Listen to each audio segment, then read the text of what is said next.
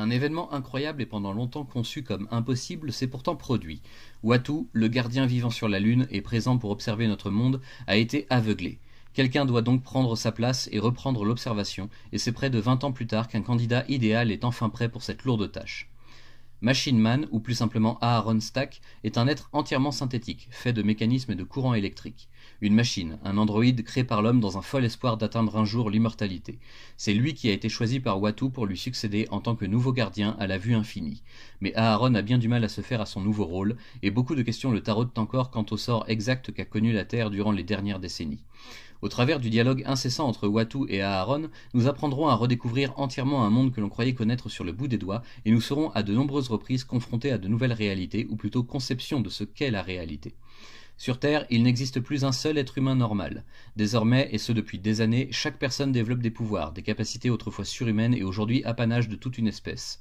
La cause de l'apparition de ces pouvoirs et mutations soudaines est mystérieuse et ne sera véritablement comprise qu'après de bien longues expérimentations à la frontière du doute et de la croyance. Ce qui est sûr, cependant, c'est que la planète est en danger.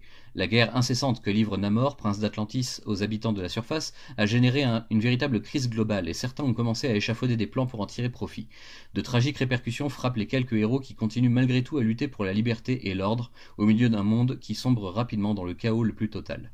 Plus divisés que jamais, les peuples de la Terre font face à leurs nouvelles conditions d'être à pouvoir, mais aussi à de nouvelles menaces. L'Hydra, devenue une sorte de conscience collective alien, tente de s'emparer de tous les esprits sur son chemin. Norman Osborn est devenu président des États-Unis d'Amérique, instaurant un régime dur où son pouvoir est presque total, avec l'appui de Tony Stark et de ses Iron Avengers. Les héros de jadis ont disparu ou se terrent dans leurs repères. Reed Richards n'est plus que l'ombre de lui-même, vivant comme un fantôme au milieu de ses échecs et ressassant tout ce qu'il pense être de sa faute. Captain America ne se bat plus pour son pays, car le pays pour lequel il se battait n'existe plus. Le porte-bannière étoilé n'est plus qu'un soldat déraciné et dérouté, vivant dans une époque de fous qu'il ne comprend pas et qui ne le comprend pas non plus. Enfin, il se murmure qu'à l'ouest, un nouveau pouvoir est en train d'émerger, un pouvoir total et écrasant qui supplante toutes les masses, un pouvoir comme il n'y en a jamais eu auparavant. Un pouvoir placé entre les mains d'un nouvel ennemi commun pour le genre humain qui se fait appeler Crâne Rouge. Et pour finir, le retour des Inhumains sur Terre pourrait bien sonner le glas de toutes les formes de vie qui y résident. Porteurs de bien mauvaises nouvelles quant à l'état de l'univers, ces exilés de toujours tentent maintenant d'empêcher un nouveau cataclysme de détruire la planète où ils sont nés et où ont été forgés. Loin dans ce cosmos, d'immenses entités se dirigent vers nous, répondant à un appel lancé par-delà le temps et l'espace. Les Célestes arrivent, et ce pourrait être la fin de tout. Bien, pour commencer, je vais vous annoncer tout de suite qu'étant donné le contenu et la taille proprement énorme de cet omnibus, j'ai décidé de le traiter en 2 fois, reprenant ainsi la division normale de cette histoire qui est, comme son nouveau titre vous l'indique, une trilogie à la base.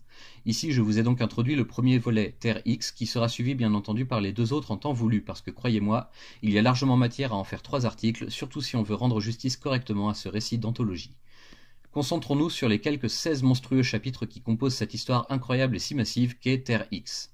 À l'origine, il y a une volonté de donner une sorte de point final à l'univers Marvel, ou du moins d'apporter une réflexion sur ce que pourrait être la fin d'un monde contenant autant de merveilles, et ce depuis tant d'années. Ce qui m'a frappé en tout premier lieu, hormis les sublimes couvertures d'Alex Ross et les dialogues extrêmement bien ciselés et conçus par Jim Krueger et lui, c'est avant tout la portée phénoménale d'une telle œuvre. Elle remet en question tout ce que l'on pensait savoir et connaître depuis toujours sur le monde Marvel, sur la Terre et ses plus grands héros, sur tous ces personnages que l'on croyait maîtriser depuis le temps qu'ils existent. À plusieurs reprises durant ma lecture, j'ai dû faire une petite pause et me forcer à assimiler complètement les concepts totalement novateurs et pourtant si logiques qui font de cette première partie de la trilogie un véritable bijou.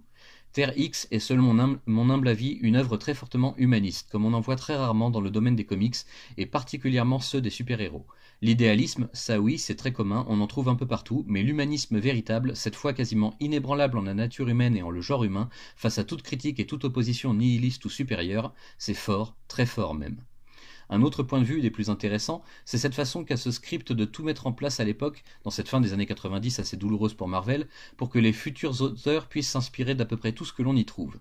Dans Terre X, il y a des éléments présents dans plusieurs grandes histoires collectives ou individuelles de nos super-héros préférés, et même jusqu'à maintenant, de nos jours, on en ressent encore toute l'influence et les divers degrés d'inspiration de la part des auteurs qui ont succédé à cette génération de néo-fondateurs. Croyez-le bien, ça fait remettre des tas de choses récentes en perspective et certains scénarios prennent tout à coup un nouveau sens quand on les lit à l'aune de ce premier volet de la trilogie. Avec ce très épais omnibus sorti en novembre 2020 et rééditant en un tome les 2 premiers volets de la trilogie, Panini s'assure que les lecteurs d'hier, mais surtout ceux d'aujourd'hui, puissent avoir les bonnes cartes en main pour comprendre et analyser comme jamais l'étendue d'un travail aussi titanesque. Plus qu'une fin, Terre X est avant tout un moyen de donner des racines communes à tout un univers de fiction enchevêtré qui en avait cruellement besoin. Et c'est, je le répète, une réussite totale. J'ai maintenant vraiment hâte de lire la seconde moitié de ces 1300 pages, Univers X, même s'il faudra patienter encore un peu pour digérer le tout. Vous pensiez peut-être, tout comme moi, connaître le monde de Marvel sur le bout des doigts, et nous ne sommes même pas au bout de nos surprises. La trilogie Terre X est ce que l'on pourrait qualifier, à défaut d'autres comparatifs, d'une bible remplie de sagesse et d'histoire au pluriel, à l'intention de tous les lecteurs. Laissez-vous séduire et appréciez le voyage, car vous n'en reviendrez pas indemne.